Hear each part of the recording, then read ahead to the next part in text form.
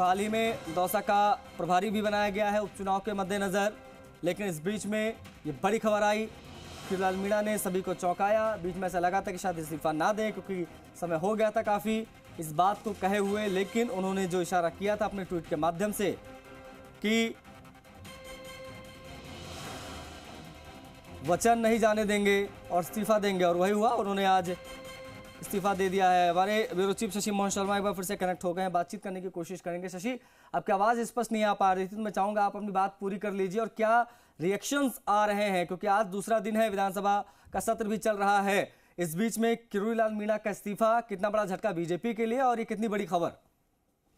देखिए, खबर बहुत बड़ी है, झटका भी बहुत बड़ा है सरकार के लिए। दरअसल किरोड़ीलाल मीणा ने मंत्री पद से इस्तीफा दिया है। अभी यही जानकारी आ रही है क्योंकि विधानसभा में उनका इस्तीफा नहीं पहुंचा है।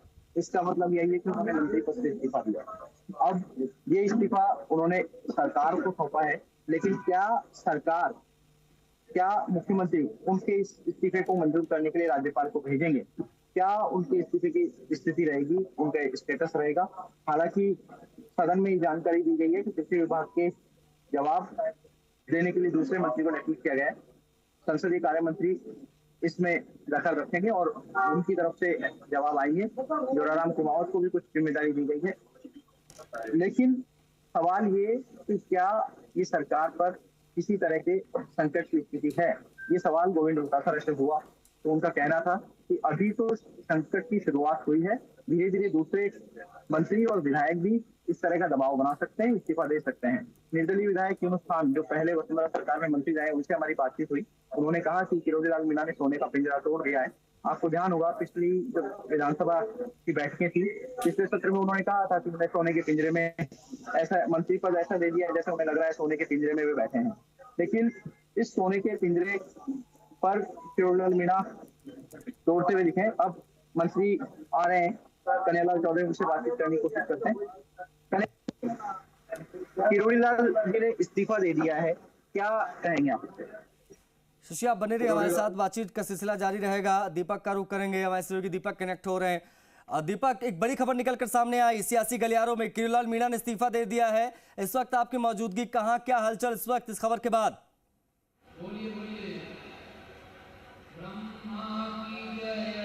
देखिए, जयपुर के अंदर एक बड़ा आयोजन हो रहा है। निश्चलाचंद महाराज हैं जो गोवर्धन पीठ के हैं, उनका आज प्रकटोत्सव है। आज वो कार्यक्रम जयपुर की राजधानी यानी छोटी काशी में हो रहा है और उसमें शामिल हुए हैं डॉक्टर किरोड़ीलाल मीणा। लेकिन सियासी गलियारों से जो खबर आ रही है, आज आप इस कलश यात्रा के अंदर शामिल हुए, धार्मिक कार्यक्रम था, लेकिन दूसरी तरफ आपने जो कमिटमेंट किया था वो पूरा कर... देखो, आपको पता है कि मैंने जब लोकसभा के चुनाव चल रहे थे उस दौरान और उसके बाद परिणाम आ जाने के बाद भी उस बात को मैंने दृढ़ता के साथ कहा था कि मेरी प्रभाव वाली सीटें अगर मैं हार गया तो मैं मंत्री पद से इस्तीफा दे दूंगा। इसलिए मैंने मंत्री पद से इस्तीफा दे दिया। मेरी जिम्मेदारी बनती है कि मैं नैतिक रूप से, क्योंकि ये मेरी नैतिक जिम्मेदारी है और मैं सीटों को नहीं जिता सका, ये इसके लिए मैं प्रायश्चित कर रहा हूँ, पश्चाताप कर रहा हूँ। जहाँ मैं रात दिन दौड़ा जिन लोगों के लिए, वो विमुख हो गए, इसका मेरे को बहुत दुख हुआ। चाहे आंधी हो, तूफान हो, पहाड़ हो, नदी हो, विकट से विकट परिस्थिति में भी जनता के साथ सड़कों पर खड़ा रहा हूँ, लेकिन वो जनता विमुख हो गई। विशेषकर मीणा एसटी के लोग, उन्होंने मेरी आत्मा को दिखाया, इसलिए मैंने मंत्री पद छोड़ दिया।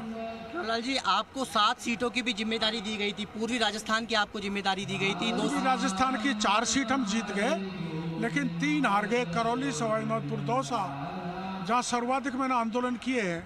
तो अब मेरी नैतिक जिम्मेदारी बन जाती है कि मैंने घोषणा की थी उसके अनुसार मैं मंत्री पद पर नहीं रहूं। और मैंने माननीय मुख्यमंत्री जी को मिल के भी कह दिया है, लिख के भी दे दिया है, और उनको ये भी मैंने भरोसा दिया है कि आप जो भी काम दोगे मैं आपके साथ मजबूती से खड़ा रहूँगा, संगठन का काम मजबूती से करता रहूँगा। जहाँ जहाँ पार्टी और माननीय मुख्यमंत्री मेरे को जिम्मेदारी देंगे, पूरी निष्ठा के साथ परिश्रम की पराकाष्ठा करके पार्टी को मजबूत करूंगा। क्या आपकी कोई नाराजगी संगठन या मुख्यमंत्री? नहीं, न तो मुख्यमंत्री जी से नाराजगी है, न केंद्र से नाराजगी है, न संगठन से नाराजगी है। मेरी अपने आप से नाराजगी है कि मैं अहरनिश रात दिन जनता को सेवाएं दी और मैं उनको वोट में नहीं कन्वर्ट कर सका और मेरी पार्टी के उम्मीदवारों को नहीं जिता सका, इसलिए दोषी मैं ही हूँ और मैंने इस्तीफा दे दिया। आपको फिर से उपचुनाव होने हैं, फिर आपको जिम्मेदारी दी गई है, उससे पहले आप क्या दिल्ली में नेताओं से मुलाकात हुई? ना, मैं किसी से नहीं मिला, मेरे को बुलाया गया था, भेंट नहीं हो पाई। पर आज जगत गुरु जी का कार्यक्रम है, पुरी के 82वां प्रकटोत्सव है, उनका जन्मदिन है। सभी मैं वहाँ जाता रहता हूँ। गोवर्धन पीठ और जगत गुरु निश्चलानंद जी के यहाँ पर भाषण सुनेंगे। मेरे को रोका था आज, लेकिन दिल्ली ये कह के आ गया कि मेरे को जगत गुरु के कार्यक्रम में शामिल होना है। इस्तीफा सा कब दिया आपने? वो आप मुख्यमंत्री जी से पूछें, लेकिन मैंने इस्तीफा दे दिया। लेकिन अब जो जिम्मेदारी वापस आपको संगठन ने दी है, आपको वहाँ का प्रभारी दौसा का, निष्ठा के साथ निभाऊंगा, पूरा परिश्रम करूंगा, पूरी मेहनत करूंगा और पार्टी को कोई किसी प्रकार की परेशानी नहीं आएगी। मैं दीपक डोटासरा का बयान आया, बता दीजिए मीणा साहब को। डोटासरा ने कहा है कि ये तो अभी बाबा ने इस्तीफा दिया, अभी पार्टी पर भी संकट है, सरकार पर भी संकट आएगा। दूरी और सरकारी सेवाएं नहीं ले। हाँ, यही कारण था, चूंकि मैंने घोषणा कर दी थी, इसलिए न दफ्तर में जाना, न सरकारी सुविधाएं लेना, न बंगना लेना, मैंने 1.5 महीने से छोड़ रखा। तो क्या सरकार बिल्कुल सेफ है? आपके इस्तीफे का असर क्या मुख्यमंत्री बनाने की आपको कोशिश नहीं करी? सरकार का कोई बाल बांका नहीं कर सकता। मैं सरकार के साथ हूँ, पूरी पार्टी साथ है और हर मुसीबत में भगवान न करे। डोटासरा ने बयान दिया है, दीपक डोटासरा ने बयान दिया है। आज का दिन ही चुना आपने इस्तीफे के लिए, आज महाराज? हाँ, महाराज से संकेत लेकर, और बंसीवार यहाँ है, भगवान श्री राम यहाँ पर हैं, नीलकंठ महाराज यहाँ पर विराजमान है, उनसे प्रेरणा लेकर मैंने ये काम किया है। आपने एक ट्वीट भी किया था, रघुकुल रीत सदा चली आई, वो पूरी कर दी मैंने। पूरी कर दी। तो क्या अब आपका लगता है इस्तीफा मंजूर कर लिया जाएगा डॉक्टर साहब? वो आप मुख्यमंत्री जी से पूछे। तो क्या आप पूरी अब धार्मिक या सरकार संगठन के साथ रहेंगे, कदम से कदम मिला? पूरी तरह कदम से कदम मिला के, जो संगठन कहेगा उनसे कदम मिला के, सत्ता वाले कोई मंत्री या मुख्यमंत्री जी कहेंगे उनके कहे अनुसार काम करेंगे और राजस्थान की जनता को अपनी सेवाएं अर्पित करते रहेंगे। आपने जो वचन दिया वो पूरा कर दिया इस्तीफा देकर? बिल्कुल, अब आपके हिसाब से हो ही जाना चाहिए जब मैंने इस्तीफा दे दिया। तो क्या लगता है कि जनता ने क्यों चुनाव के अंदर साथ नहीं दिया? आप लगातार गाँव के अंदर भी आपने दौरा किया, क्या इतनी नाराजगी थी जनता? राजस्थान की जनता को, विशेषकर हमारे इलाके को ही नहीं, पूरी देश की जनता को बहकाया गया कि मोदी आरक्षण खत्म कर देगा, मोदी संविधान खत्म कर देगा, जबकि मोदी जी ने 2019 में 10 साल के लिए आरक्षण बढ़ाया है, 2029 तक कर दिया। वो बहकावे में जनता आ गई, जिसके कारण ये स्थिति बनी है।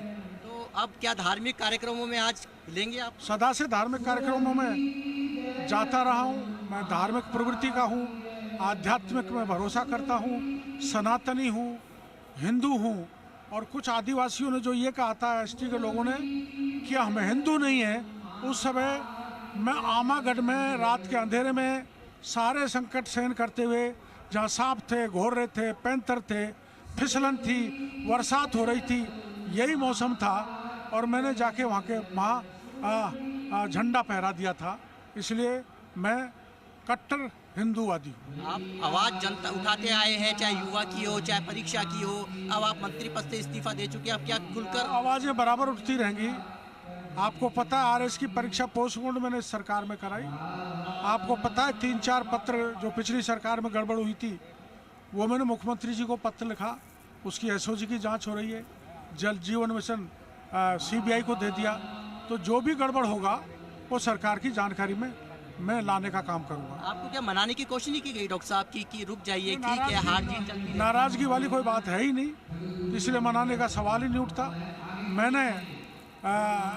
मैं मेरा प्रभाव दिखा नहीं सका पार्टी को, इसलिए मैंने इस्तीफा दे दिया। डॉक्टर साहब क्या लगता है, हार जीत तो होती रहती है, ये तो है, होती रहती है, लेकिन मैंने घोषणा की थी तो उसकी पालना करना मेरा धर्म बनता है। तो डॉक्टर साहब इस बार दौसा में क्या हुआ ऐसा कि आप इस सीट को नहीं जीता पाए, क्योंकि आपका तो गढ़ है वो। वही आरक्षण खत्म हो जाएगा तो ST SC सारे लोग एक हो गए और उनको गलतफहमी है।